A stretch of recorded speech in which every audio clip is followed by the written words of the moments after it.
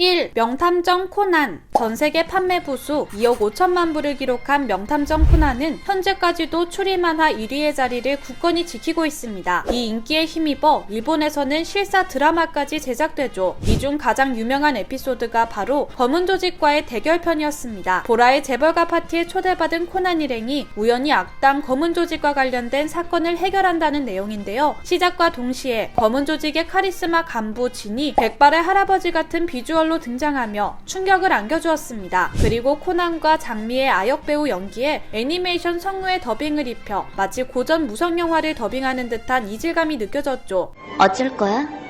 전화라도 한 통 넣어주는 게 좋겠구나. 그래야죠.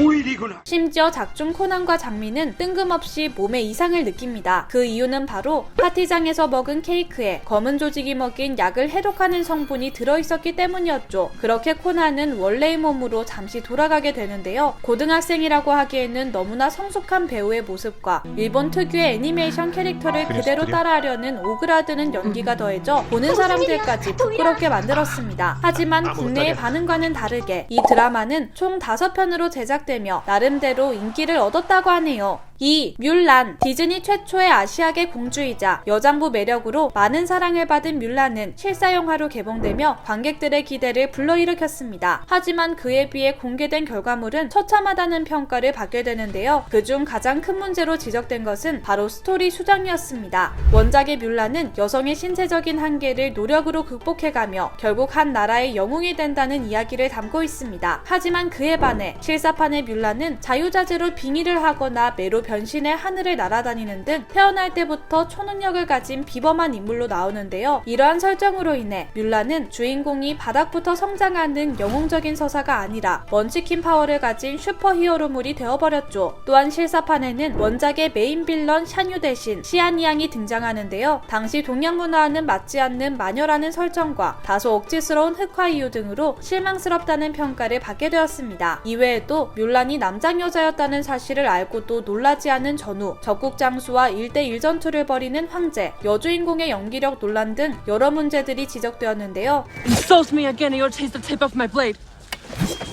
Lower your sword. What? 결국 실사판 뮬란은 역대 최고의 캐릭터를 망친 디즈니 역대 최악의 실사판 영화, 영어로 제작된 흔한 중국 무술 영화라는 혹평을 듣게 되었습니다. 3. 인어공주. 이후 디즈니는 2023년 5월 인어공주 실사판 개봉을 예고했는데요. 하지만 이번 작품도 개봉 전부터 뜨거운 논란에 휩싸이게 됩니다. 그 이유는 바로 작품에서 가장 중요한 인어공주의 배역으로 헨리 베일리를 캐스팅한 것이었습니다. 이를 부정적으로 바라보는 진영에서는 원작에서 백인인 왕자와 인어공주가 같다고 묘사되었기에 그녀의 피부색을 고려하면 부적절한 캐스팅이라는 지적을 한 것인데요. 또한 인어공주의 대표적인 이미지는 밝은 피부와 빨간색 머리카락, 파란 눈인데 이런 고유의 특성을 외면해 아쉽다는 반응이었습니다. 특히 캐릭터와 배우의 싱크로율이 중요한 실사 영화의 특성상 이 문제는 그냥 지나칠 수 없다는 입장이었죠. 하지만 이에 대한 반박 여론도 만만치 않았습니다. 알라딘에 나온 램프의 지니 역도 윌 스미스가 했는데 뭐가 문제냐? 감독이 공식적으로 실사화 영화라고 언급한 적이 없으니 즉 이번 작품은 원작에 대한 새로운 해석을 가미한 리메이크 영화다 라며 현재의 캐스팅을 지지하는 주장도 강력하게 제기되었죠. 결국 이 논란은 영화가 개봉하기 전까지 계속될 것으로 보이네요. 4. 강철의 연금술사. 연금술이라는 매력적인 소재와 등가교환이라는 주제의식에 맞게 전개되는 강철의 연금술사는 엄청난 호평을 받은 만화입니다. 하지만 이런 원작의 큰 인기를 등에 업고 제작된 실사판에 대한 평가는 완전히 나락으로 떨어졌는데요. 아무래도 27권 분량의 원작을 2시간짜리 영화로 담아내는 것에 무리가 있었겠지만 그 외에도 문제는 한두 가지가 아니었죠. 가장 먼저 제기된 문제는 허술한 원작 고증이었습니다. 작중 등장하는 여러 인종과 특징을 가진 캐릭터들을 모두 일본 배우들이 맡다 보니 만화 속 캐릭터를 코스프레한 듯 어색하게 느껴졌는데요. 이에 대해 감독이 외적인 모습보다 내적인 부분을 더 중요하게 생각했다 라고 이해할 수 없는 해명을 해 개봉 전부터 논란이 되었습니다. 게다가 부족한 제작비로 인한 어설픈 CG는 오히려 강철의 연금술사 세계관 몰입을 어렵게 했는데요. 대표적으로 원작의 강력한 호문클로스인 글러스터가 실사판에서는 뒤뚱거리는 뚱이로 전락한 완벽한 장면이었습니다. 또한 카리스마 넘치는 불꽃의 연금술사 로이 머스탱의 기술은 마치 해리포터와 화염 방사기 사이에 어중간한 퀄리티를 보여주어 보는 이들을 실망스럽게 만들었죠. 심지어 이 실사판 영화는 2022년 여름 후속편과 완결편까지 나왔는데요. 예산 문제 때문인지 여전히 연금술보다는 근접 전투를 선호하는 주인공 엘릭 등 전작의 문제점들을 보완하지 못한 모습을 보여주었습니다. 결국 강철의 연금술사 실사판은 한국에서는 개봉도 하지 못한 채 얼마 지나지 않아 OTT 사이트에서 찾아볼 수 있게 되었습니다. 5. 곰돌이푸. 곰돌이푸는 약 50년이 훌쩍 넘은 지금까지도 전 세계적으로 많은 사랑을 받고 있는 인기 애니메이션인데요. 하지만 안타깝게도 우리들의 동심을 지켜주었던 사랑스러운 푸가 끔찍한 공포영화의 주인공으로 역변했다는 소식이 전해졌습니다. 이 영화의 제목은 곰돌이푸, 피와 꿀로 어린 시절 추억의 캐릭터들이 난폭해졌다라는 설명과 함께 2023년 2월 개봉을 예고했습니다. 특히 예고편에 등장한 푸가 피 묻은 망치를 들고 사람들을 위협하는 끔찍한 장면을 본 사람들은 충격에 빠졌는데요. 심지어 그 옆에서 함께 나쁜 짓을 저지르는 행동대장의 정체는 원작에서 푸 못지않은 사랑스러움을 담당했던 피글렛이었죠. 이후 네티즌들은 내 어린 시절 추억을 돌려줘, 곰돌이 푸에 대한 기발한 상상력인 것 같네요 라며 엇갈린 반응을 보였다고 하는데요. 여러분들의 생각은 어떤가요? 오늘의 이야기 흥미로우셨다면 구독과 좋아요 부탁드려요. 저는 다음에 더 흥미로운 이야기로 찾아뵐게요. 안녕.